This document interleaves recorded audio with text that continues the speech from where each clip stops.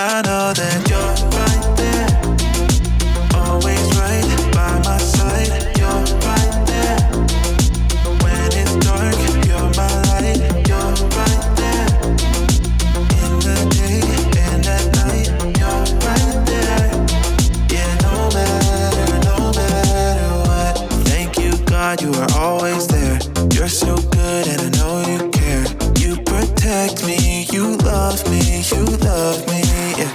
It may be hard to understand it, but you know just what the plan is, so I can believe without seeing it. Oh, that you're right there, always right by my side. You're right there, when it's dark, you're my light. You're right there, in the day and at night. You're right there, yeah, no matter what. When I'm lost, you show the way. You are with me every day, every place, everywhere. I know that you'll be there. It may be hard to understand it, but you know just what the plan is, so I can believe without seeing it, You're right there, always right by my side. You're right there, when it's dark, you're my light. You're right there, in the day and at night. You're right there, yeah, no matter what, no matter what, no matter what, yeah, no matter what. I know you're moving, I'm gonna follow. I know you're moving, so I'm gonna follow. Yeah, I know you're moving, so I'm gonna follow. I know you're moving, so I'm gonna follow. You're right there, always right by my side. You're right there, when it's dark, you're my light. You're right there, in the day and at night. You're right there, yeah, no matter what.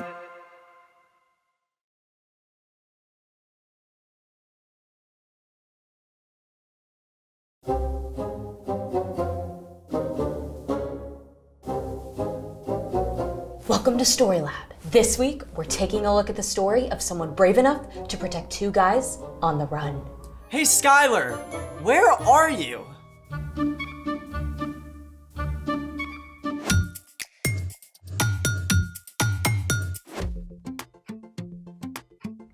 Hey, I'm Skylar. And I'm Sebastian. We're talking about how God can help us be brave when we face difficult things. Do you consider yourself to be a brave person? Well, yes. I mean, it depends on what I need to be brave for. If it's getting up to give a report in front of class, I can totally be brave. If you fall and scrape your knee and need someone to help clean up the blood, I'm your girl. But I gotta admit, there are a few things I'm not quite so brave about, like needles. Hey, Skylar? What? Don't panic, but Get Got it. Whew. Thank you for stepping up. I mean, stomping down.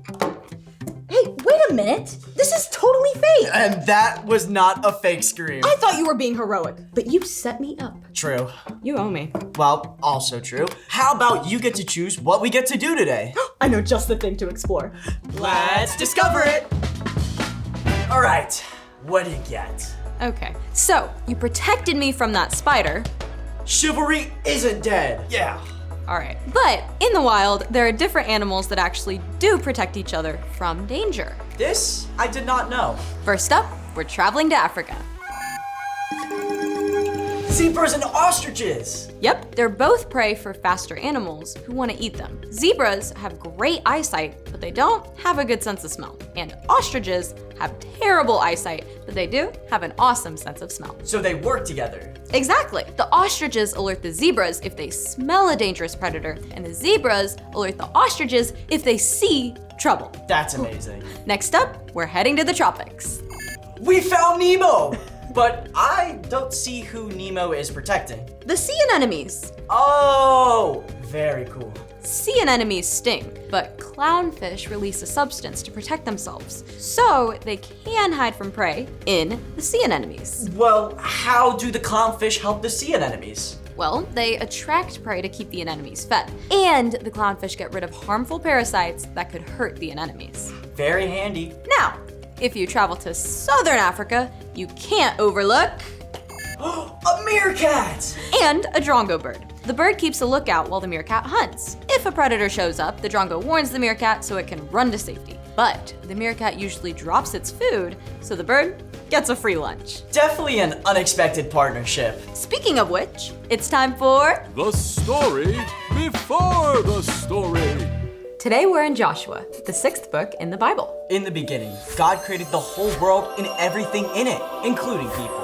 But when people turned away from God, the world was broken, and so was our friendship with God. Still, from the beginning, God had a plan to restore it all. God chose one man, Abraham, and promised to bless the whole world through his family. For hundreds of years, Abraham's descendants, the Israelites, were enslaved in Egypt.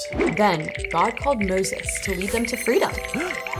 But in the wilderness, the people turned away from God again and wandered for 40 years. Until God finally brought them to the edge of the promised land. Which is where our story starts. Take it away. Hey everyone, I'm Colin.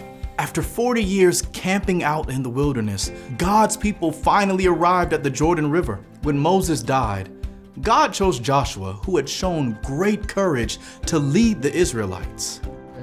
Joshua, I want you and all these people to go across the Jordan River. I will give you every place you walk on. Be strong and very brave. But this new land was not empty. A walled city called Jericho stood on the other side of the river, and the people who lived there worshipped false gods. Joshua knew that he must be wise as well as brave. Go and look over the land. Check out Jericho. We've got this. On it.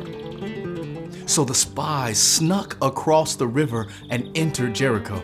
A woman named Rahab offered them a place to stay. Now, the people of Jericho already knew about the Israelites, how their God had led them through the Red Sea and helped them defeat their enemies. So when word reached the king of Jericho that Israelite spies were in the city, he panicked.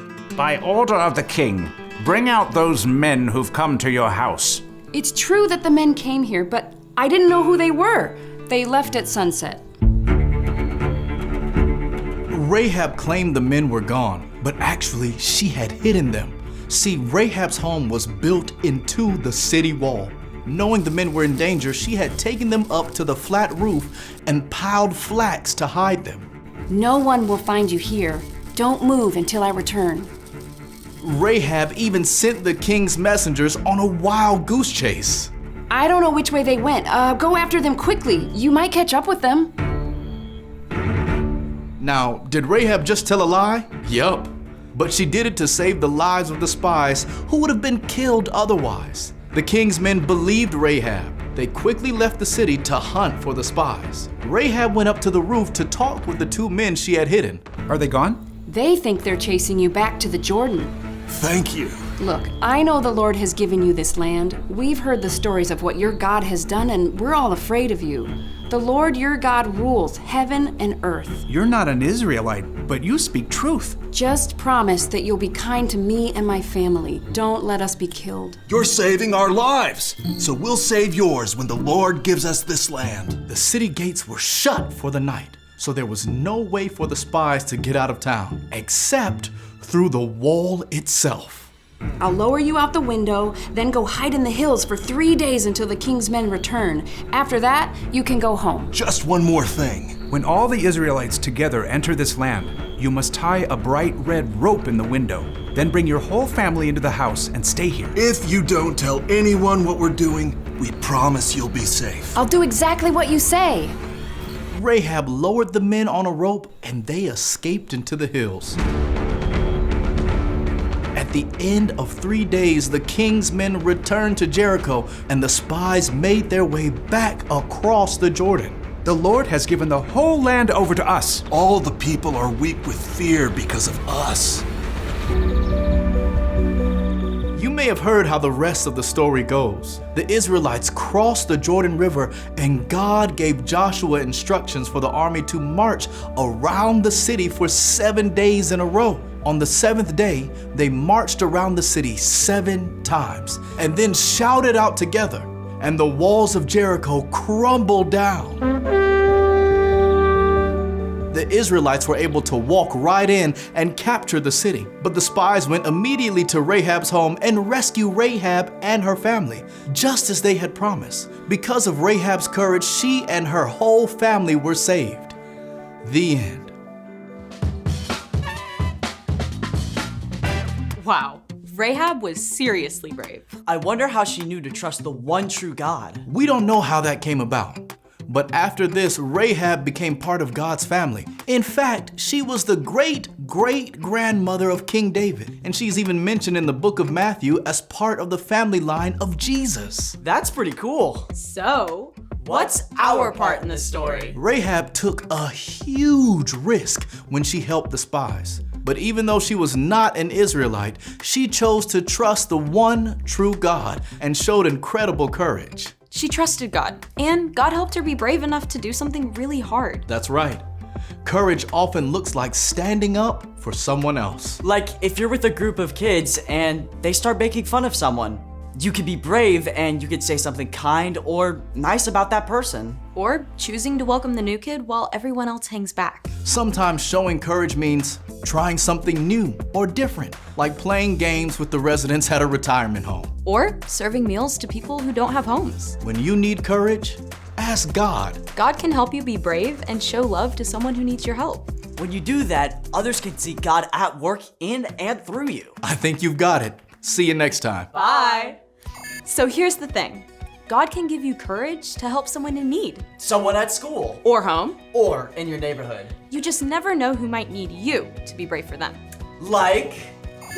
Hey, they're friends. The humming frog gets its food by eating the tarantula's leftovers. And the frog protects the tarantula by eating the ants that would destroy its eggs. I think I'd be okay with the destruction of tarantula eggs. Well, thanks for joining us in the Story Lab. See you next time. Hey, Sebastian. That was really funny. I know.